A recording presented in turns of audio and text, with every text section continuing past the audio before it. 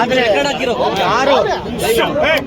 ಯಾರು ವಾಲ್ಮೀಕಿ ಹೆಸರನ್ನು ಹೇಳ್ಕೊಂಡು ಶೂನ್ಯದಿಂದ ಇವತ್ತುವರೆಗೆ ಅವರನ್ನೇ ಬಳಸ್ಕೊಂಡು ಈ ಸ್ಥಾನಕ್ಕೆ ಬಂದಿದ್ದಾರೋ ಏನೋ ಈ ಗಂಗಾವತಿ ಶಾಸಕರು ಇನ್ನು ಅವರು ಸ್ನೇಹಿತರೆಲ್ಲರೂ ಆ ವಾಲ್ಮೀಕಿ ಅಜ್ಜನ ಹೆಸರು ಹೇಳ್ಕೊಂಡು ಏನು ಸ್ಥಾನಕ್ಕೆ ಬಂದಿದ್ದಾರೋ ಅಂತ ವಾಲ್ಮೀಕಿ ಅಜ್ಜನ ಪ್ರತಿಮೆ ಇವತ್ತು ಬಳ್ಳಾರಿಯಲ್ಲಿ ಅನಾವರಣ ಆಗೋದು ಅವ್ರಿಗೆ ಇಷ್ಟ ಇಲ್ದಂಗೆ ಲ್ಯಾಂಡ್ ಆರ್ಡರ್ ಪ್ರಾಬ್ಲಮ್ ಅನ್ನು ತಗೊಂಡ್ಬಂದು ಬಳ್ಳಾರಿಯಲ್ಲಿ ಆ ಕಾರ್ಯಕ್ರಮವನ್ನು ಸ್ಟಾಪ್ ಮಾಡ್ಬೇಕಂತ ಹೇಳಿ ಅವ್ರದ್ದು ಒಂದು ತೀರ್ಮಾನ ಮಾಡ್ಕೊಂಡಿದ್ರು.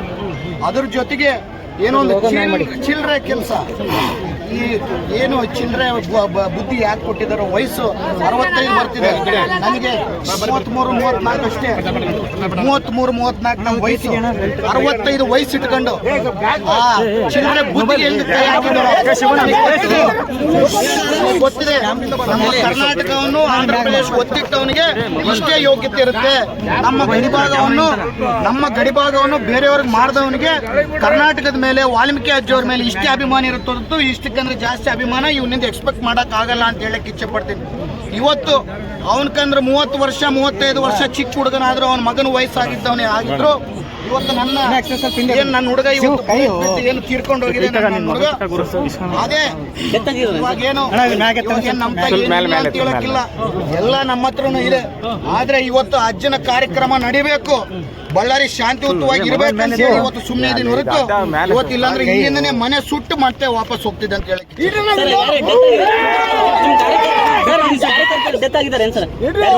ಹೌದು, ಹೆಂಗೆ ಸರ್, ಹೆಂಗ್ ಡೆತ್ ಆಗಿದೆ ಸರ್? ಬುಲೆಟ್ ಬಿದ್ದು ಡೆತ್ ಆಗಿದೆ.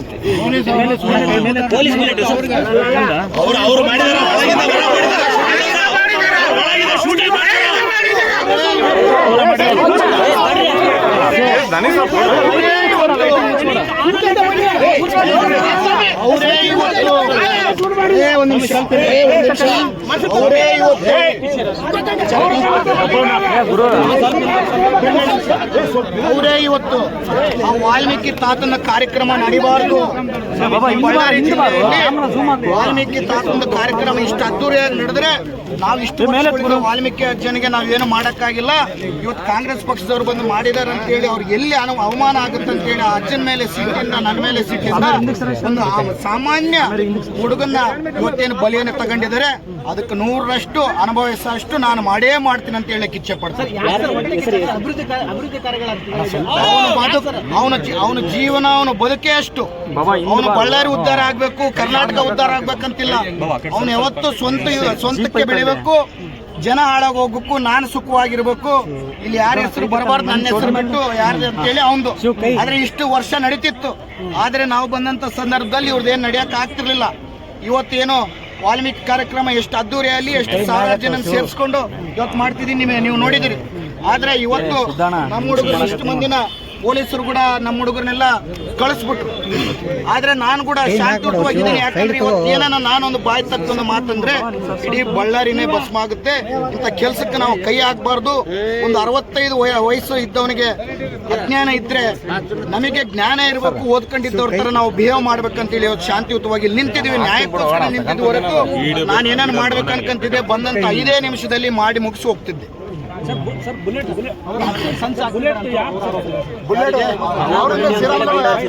ನೋಡಿ, ನಾನು ಒಳ್ಳೆ ಎಜುಕೇಟೆಡ್ ಆಗಿ ಲಂಡನ್ ಅಲ್ಲಿ ಓದ್ಕೊಂಡ್ ಬಂದಂತವ್ನು, ಅವನಂತ ಚಿಲ್ಲರೆ ಬದುಕಿಂದ ಬಂದಂತವನಲ್ಲ.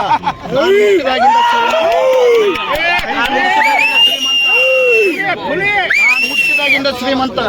ಅವನು ನಿನ್ನೆ ಮೊನ್ನೆ ಆದಂತವನು, ಅದು ಲೂಟಿ ಹೊಡೆದು ನಾನು ಇಡೀ ಕರ್ನಾಟಕದಲ್ಲಿ one of the highest tax pair ಆಗಿ ಬಿಸ್ನೆಸ್ ಮಾಡಿ ಗಂಡು ಮಗನಾಗಿ ದುಡಿದು ಜನಕ್ಕೆ ಸೇವೆ ಮಾಡ್ಬೇಕಂತೇಳಿ ಆ ದುಡ್ಡಿಂದ ಸೇವೆ ಮಾಡ್ತಾ ನಮ್ಮ ಸರ್ಕಾರದ ಸಹಕಾರ ತಗೊಂಡು ಶಾಸಕನಾಗಿ ಇವತ್ತು ಬಳ್ಳಾರಿನ ಎಷ್ಟು ಅಭಿವೃದ್ಧಿ ಮಾಡ್ತಿದ್ದೀನಿ.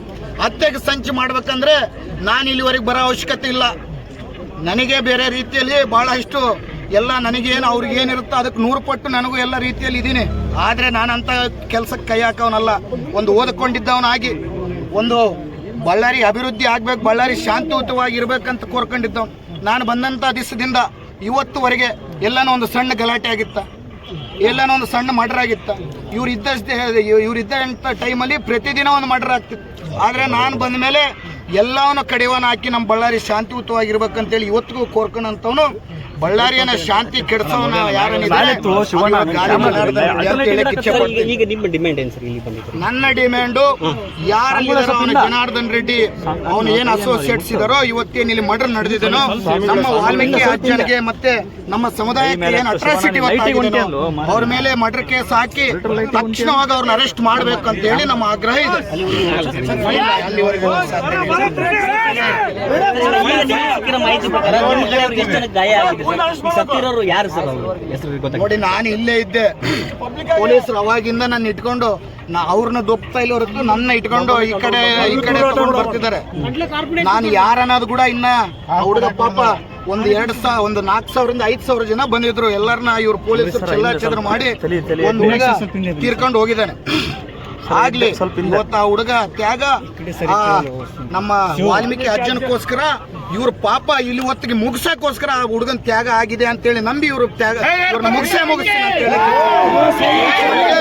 ರಾಜಕೀಯವಾಗಿ ಅವ್ರನ್ನ ಮುಗಿಸಿದ್ದೆ. ಎಲ್ಲಾ ರೀತಿಯಲ್ಲಿ ಅಂದ್ರೆ ನಾನು ಪರ್ಸನಲ್ಗೆಲ್ಲ ಹೋಗಲ್ಲ. ಎಲ್ಲ ರೀತಿಯಲ್ಲಿ ಜನಕ್ಕೆ ಇವ್ರು ಎಂತ ಹೇಡಿಗಳು ಎಂತ ಕೆಲಸ ಮಾಡ್ತಾರೆ ಅಂತೇಳಿ ಜನಕ್ಕೆ ಹೇಳ್ಕೊಡುವಂತ ಕೆಲಸ ಮಾಡ್ತಾರೆ. ಪೊಲೀಸರಿಂದ ಇದಾಗಿದ್ದ ಅವ್ರ ಕಡೆ ಯಾರಾದ್ರೂ ಫೈರಿಂಗ್? ಅವ್ರ